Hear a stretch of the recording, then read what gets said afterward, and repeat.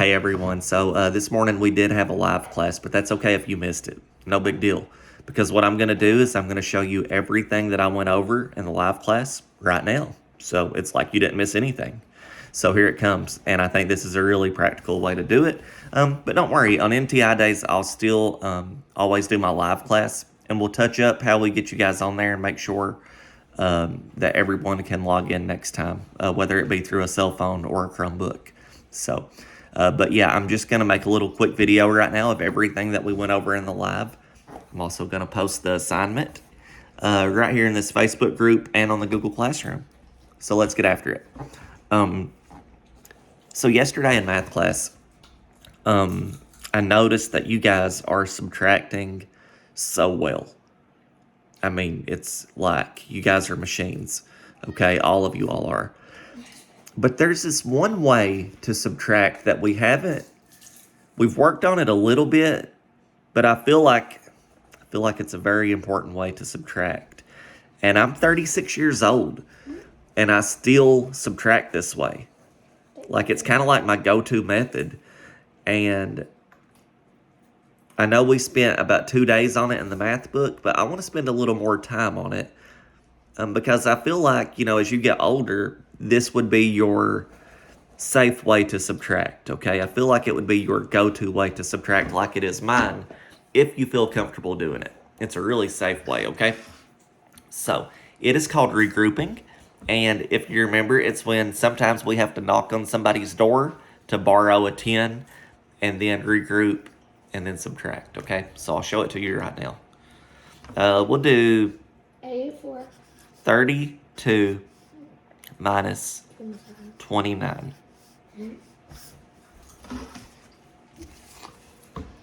So we have 32 minus 29. Now, let's say that Lila has $2. Oh, and remember guys, I always start on this side, okay? You always start on that side, always. Now, a problem that I've been seeing, and I'm going to jump onto you here a little bit. Not really jump onto you, but I'm going to tell you, this is a problem I've been seeing, and I want us to cut it out. We have been wanting, instead of doing 2 minus 9, y'all just been trying to make up your own rules, and you want to say 9 minus 2. You want to do 9 minus 2, and we can't do that. You can't flip the numbers around to make them suit you. You cannot do that, okay? So don't do that. You always have to start with the top number, no matter what. No matter what, all right? So, 2 is not big enough to give somebody 9. If Lila had $2, there's no way she could give me 9 of those because they're just not there, okay?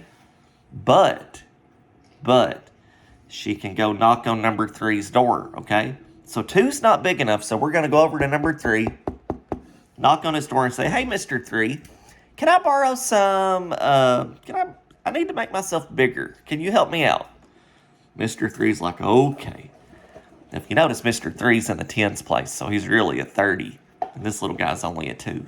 So what he's going to do, he's going to change into a 2.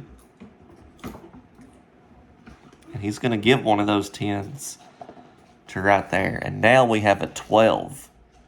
So we have 12 minus 9, and that's totally doable. Since 12 and 9 are neighbors, what I'm going to do is grab the 9 and count up to 12. 9, 10, 11, 12. And I get 3. Okay? And that's kind of it's not a very pretty 3, but I've written upside down, so we'll just go with it. And then you have 2 minus 2. That's 0. So, long story short, 32 minus 29. 32 minus 29 is 3. Okay? Now, you might be thinking that took a long time to do. It really don't. I was just going through it really slow and explaining it, step by step. If I wanted to, like me personally, I could write that down and solve it in just a few seconds. Okay? And you can too. And when you get older, this is a very safe way to subtract, and I want you to know how to do this way, and I kind of want you to depend on this way as you go through school if you need to find an answer quickly and accurately. Okay, because I feel like it's the safest way to subtract, especially if you have a pencil and paper in your hand or a marker and paper. Okay, it's a great way to subtract. I'm going to show you one more thing because did you see how I had to borrow from Mr. 3? I had to, didn't I? Well, sometimes you don't have to. You just don't have to. So I'm going to show you one of those problems before I give you your homework assignment.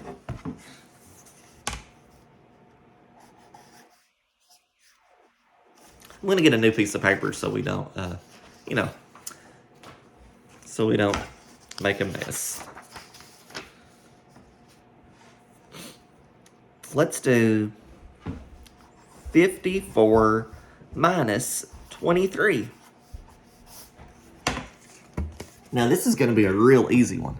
Well, I have $4. Can I give somebody 3? Absolutely. Yeah, because 3 is smaller than 4. And remember, we always start on that side, okay? We always start on this side right here. Okay, so 4 minus 3 is 1. And then I have 5 minus 2, which is 3. Does everybody see that? That was fast and easy and very accurate, okay, because it's all put out in front of me. Just remember, the most important thing is to always stack these up the right way to where all your numbers are aligned in a straight line, because if not, when it starts getting jumbled and sliding around on you, it could get messy, and that could lead to a wrong answer, and we don't want that. I got a lot of confidence in you all, and I love you real big, and I think you're going to do great on this lesson. The lesson is, I'm going to write down 6 math problems. You have to solve them the way that I did. I want you to do it the way that I did. I want you to mark out numbers if you need to mark out numbers and change them and regroup, okay? But I am going to give you 6 problems. All I'm going to do is take a picture of it. I'm going to post it in the Google Classroom and the school Facebook page. I don't care where you find it at. It don't matter, okay? What matters is you bring the piece of paper back to me tomorrow at school. Okay, or by the end of the week. It's okay. So just whenever you can find time to do it. Love you guys to the moon and back. Let's make it happen.